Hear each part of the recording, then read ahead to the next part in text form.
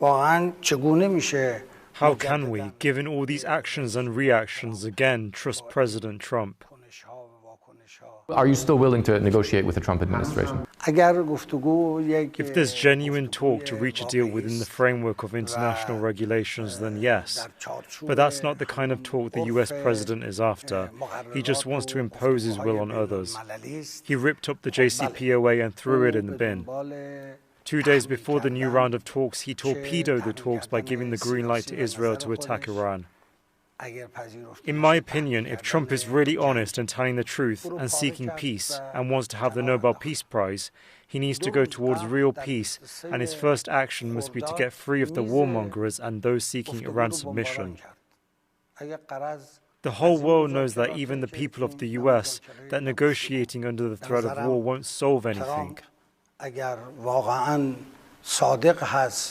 The United States says it's building up these forces because it's reacting to the mass killing of protesters during the recent protests that happened here in Iran by Iranian security forces. What's your response to that? In just 2 days of skirmishes, they martyred close to 300 security officers with weapons. This behavior, as I described, was a scheme that was designed entirely outside the country in order to try and carry out a terrorist pseudo-coup. These crimes need to be prosecuted and will be pursued inside the country, and legal procedures will take place. We will never back down from seeking revenge for the blood and pursuing different aspects of this crime. We do not deny the issue that certainly part of the economic issues could be and are a result of weak management. Where is the main root of these economic pressures? They are only the tyrannical pressures which the US sanctions have imposed on our nation. President Trump has threatened massive force if no agreement is reached. What do you think that would mean for Iran, and what would that mean for the region? Maybe Mr. Trump can start a war, but he doesn't have control over the end. Thousands of American soldiers who are being deployed several thousands of kilometers from home are definitely going to be harmed, which is not a good thing. The Iranian nation throughout history has shown that it would never submit to foreigners.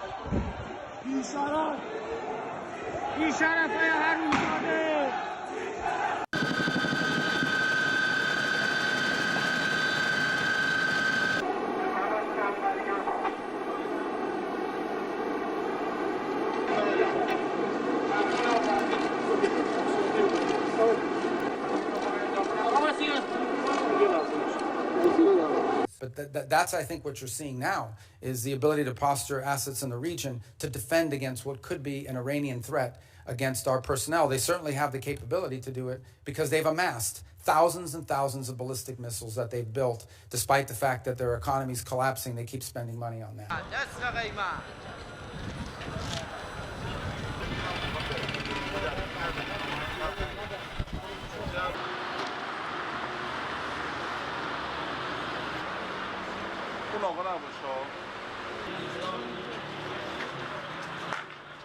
The president has spoken strongly, you have as well, on the deaths in Iran and the horrible atrocities that are being committed.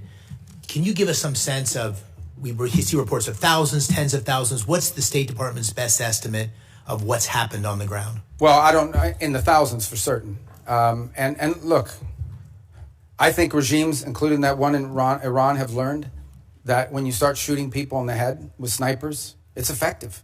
I mean, it works, and they've done it, and it's horrifying. And that's what we've seen. That regime is probably weaker than it has ever been. And the core problem they face, unlike the protests you saw in the past on some other topics, is that they don't have a way to address the core complaints of the protesters, which is that their economy is in collapse. And the reason why there's economies in collapse is because they spend all their money and all their resources building weapons and sponsoring terrorist groups around the world instead of reinvesting it back into their society. And as a result, have taken on massive global sanctions, which has isolated their economy and their country. And so that's what the Iranian people are demanding, is that they stop doing that and start caring about them and get these sanctions off them. And this regime is unwilling to do it. So the core challenge is the protests may have ebbed, but they will spark up again in the future because this regime, unless they are willing to change and or leave, have no way of addressing the legitimate and consistent complaints of the people of Iran who deserve better. That's, I think, what you're seeing now is the ability to posture assets in the region to defend against what could be an Iranian threat against our personnel. They certainly have the capability to do it because they've amassed thousands and thousands of ballistic missiles that they've built. Despite the fact that their economy is collapsing, they keep spending money on that. Iran's leadership is sending a very strong and defiant message to the United States and specifically, of course, to the Trump administration. You could see it here on this gigantic poster on Revolution Square in central Tehran. The message on this massive poster is, if you sow the wind, you will reap the whirlwind. Obviously meaning if the United States attacks Iran, Iran will retaliate in a massive way, which could, of course, lead to a major military confrontation between the United States and Iran. And that's also something that's on the minds of many of the people that we've been speaking to here as well. I'm not sure what to say.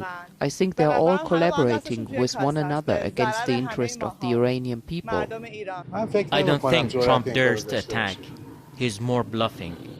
All this, of course, comes as President Trump weighs his options on what to do next. The U.S. has pulled together a substantial military force here in this region, but the Iranians also say they've replenished their stockpiles of ballistic missiles and are ready to hit back hard anytime. Now, of course, all this comes in the wake of those large protests that happened here in Iran in the early part of January. And when you're out on the streets here, you can see that there are people who are still traumatized by what happened then.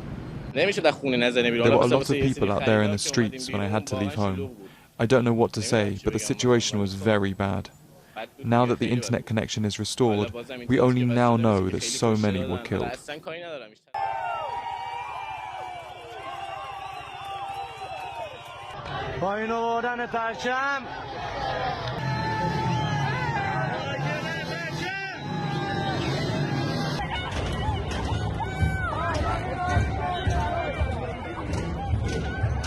مردم دیگه به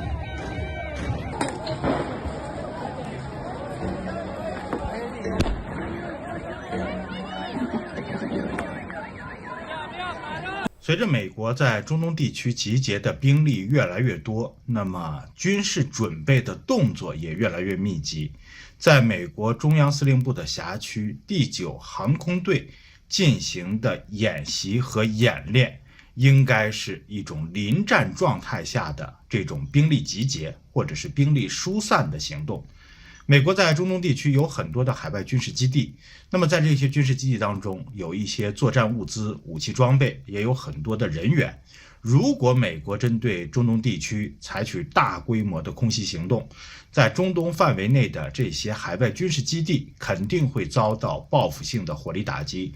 虽然说呢，在基地内部，美军应该是配备了爱国者防空反导系统，但是如果对方进行导弹的饱和攻击，而且使用大量自杀式的无人机，那么这些美军基地内的设施会面临非常大的风险，那么相关的人员可能也是处于对方的火力覆盖之下。在开启大规模作战行动之前美国的中央司令部就会利用空中力量，尤其是运输机部队，针对相关的兵力、设备和武器装备进行最大程度的疏散。可能一些重要的军事物资、相关的人员需要快速的转移到更为安全的位置。那么通过这种演习和训练那么作为掩护，不排除美国正在中东地区进行这种非必要的人员或者说不直接参战装备和武器的这种疏散。大家好，我是主播林佳远。生活压力大，失眠、浅眠是现代人常见的烦恼。太阳星全效克菲尔益生菌现在进一步推出晚安加强版，添加渲染 GABA、色氨酸、茶氨酸、香蜂草4大天然草本，选择太阳星全效克菲尔益生菌，做好日常保养，身体轻松无负担。每日克菲尔，时刻美好 ，Good Feel Good， 请上快点购为健康下单，输入推荐码有额外折扣。太阳星全效克菲尔益生菌基础版、晚安加强版，新包装改版，内容不变，抽取更方便，要吃就吃最好的。